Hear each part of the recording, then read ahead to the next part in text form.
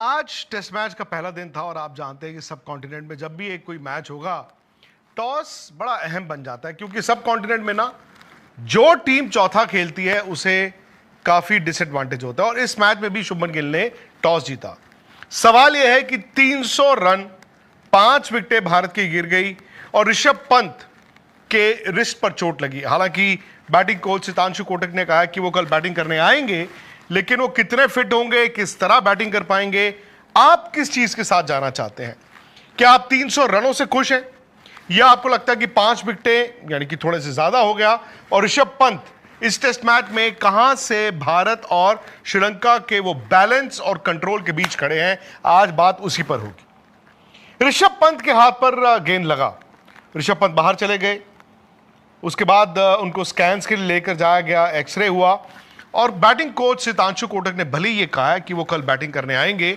बड़ा सवाल यह है कि जब वो चोट लगी थी तो उनके रिस्ट पे टेपिंग की गई, लेकिन उन्होंने कहा मैं बैटिंग नहीं कर पाऊंगा। और अगर फ्रैक्चर हुआ, बैटिंग तो वो करने आ सकते हैं, लेकिन किस तरह की बैटिंग होगी, कितनी बैटिंग होगी, वो पता नहीं। और कहीं ना कहीं मेरा मानना है कि जो आखिरी 40 मिनट में इंडिया की 2 विकेटें गिरी, वो कहीं ना कहीं श्रीलंका को इस मैच में वापस ले आई है। हालांकि अभी एक ही दिन का खेल हुआ, आज देवदत्त पडिक्कल ने एक और 100 बनाया और इस सीरीज में उन्होंने कमाल किया हुआ। मैं तो कहूंगा बल्कि आप जब भारत की ए टीम गई थी लंका, तब के उनके रन्स देख लें, जो टूर मैच हुआ था टेस्ट मैच से पहले, वहां पर उनका 100 देख लें। पिछले मैच में उन्होंने 200 से 8 रन बनाए और आज जब फिर मौका मिला, उनके 2 क्लोज कैचेस भी छूटे, 0 और 1 पे, उन्होंने शाम को 117 रन बोर्ड पे लगा दिए।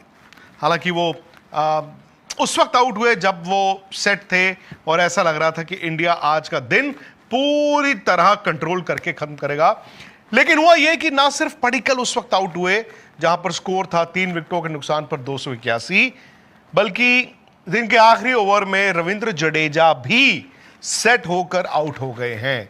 यानी कि आखिरी जो 35-40 मिनट का खेल था उसमें भारत की 2 विकेटें गिरी हैं और 300 रन पे 5 विकेट, ये इंडिया का स्कोर है। अब इंडिया के लिए अच्छा क्या हुआ, देवदत्त पडिक्कल ने एक और 100 लगाया और कहीं ना कहीं वो जो नंबर 3 का आपका एक डिबेट है, वो उस डिबेट पे उन्होंने आपको आज फुल स्टॉप लगा दिया। पूर्ण विराम नहीं है, वो पूरी तरह से उन्होंने फुल स्टॉप लगा दिया है। अब सवाल यह है कि जायसवाल 45-43, शुभमन गिल 50, जडेजा 43, ये 3 ऐसे प्लेयर थे जिनको स्टार्ट्स बड़े अच्छे मिले, लेकिन ये बड़ी पारी में उसको तब्दील नहीं कर पाया। और शायद इंडिया के लिए आज जो सेटबैक था वो यही था कि 3 बल्लेबाजों को स्टार्ट मिला। आप देखें ना, जायसवाल के 45 हैं, जडेजा के 43 हैं और शुभमन गिल का 50 है, लेकिन इनमें से कोई भी बड़ी स्कोर में तब्दील नहीं कर पाया। स्पेशली मैं तो कहूंगा शुभमन गिल अच्छा खेल रहे थे, पिछले मैच की दोनों पारियों में फेल हुए थे और वो दबाव उन पे था कि मैं कप्तान हूं, मुझे रन बनाने हैं, और आज अच्छा खेल रहे थे। एक स्टेज आई जहां पर लंका ने उनको नेगेटिव बॉलिंग की, लेग स्टंप के बाद लेफ्ट आर्म स्पिनर ने बॉल डालते रहे और कहीं ना कहीं शायद मुझे लगा कि शुभमन उससे फ्रस्ट्रेट हो रहे हैं, क्योंकि एक पीरियड आया था वो आधे घंटे का जहां पर रन्स नहीं आ रहे थे, और जब बैट्समैन को रन्स नहीं आते हैं तो मुझे लगा साइकोलॉजिकली, मनोवैज्ञानिक तौर पे लंका ने ना उनके इर्द गिर्द वो जाल बुना।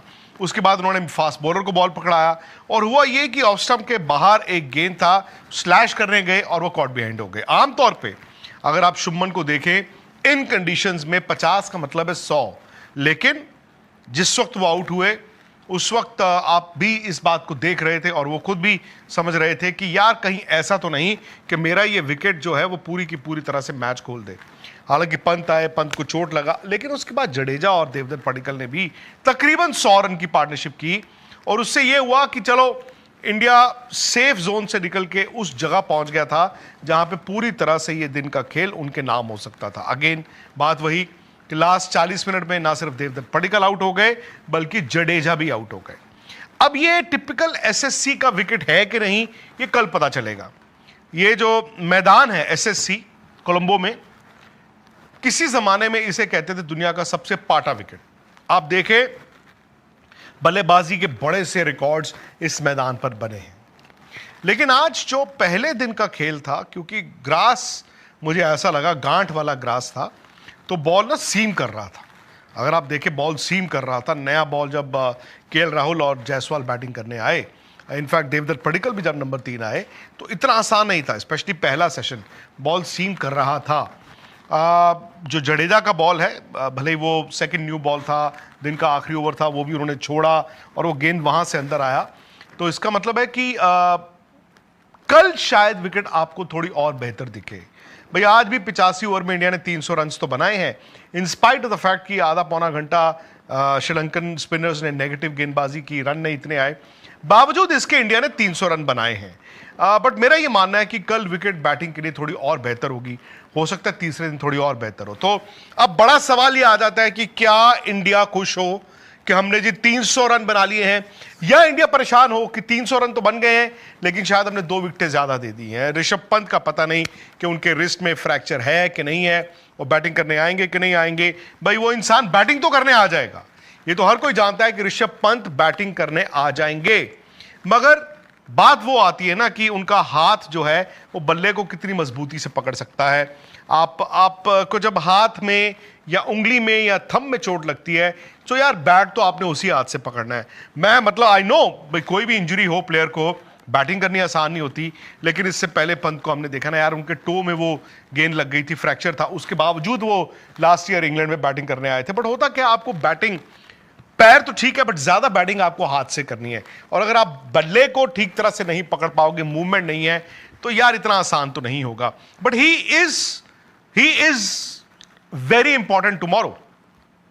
ध्रुव जुरेल को एज बैट्समैन खिलाया जा रहा है। ध्रुव जुरेल ने पिछले मैच में पहली इनिंग में 50 भी बनाए, लेकिन आज ना ध्रुव जुरेल के लिए भी वो पारी आ गई है जहां पर उनको ये बताना होगा टीम मैनेजमेंट को कि जो आपका विश्वास मेरे ऊपर है एज अ बैट्समैन, मैं उस पर खरा उतरता हूं।